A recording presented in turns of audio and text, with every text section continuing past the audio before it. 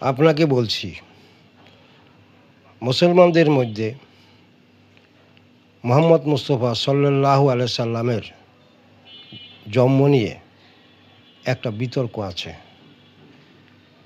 কিছু মুসলিম মনে করেন মুহাম্মদ সাল্লাম মাটির তৈরি, আবার কিছু মুসলিম মনে করেন মুহাম্মদ মুস্তাফা সাল্লাল্লাহু আলাইহি সাল্লাম নূরের তৈরি। আসলে কোনটা সত্যি এর প্রমাণ একমাত্র কোরআনই দিতে পারে। কোরআন নিশ্চিত করেছেন মুহাম্মদ মুস্তাফা সাল্লাল্লাহু আলাইহি সাল্লাম মাটির তৈরি। আপনাদেরকে বোঝানোর জন্য আমি কোরআনের কিছু রেফারেন্স উল্লেখ করতেছি। সূরা নাহল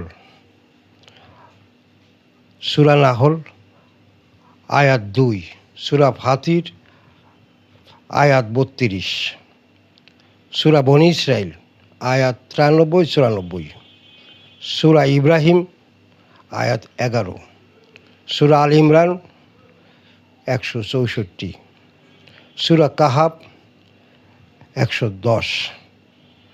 আপনারা রেফারেন্সগুলি দেখে নেবেন।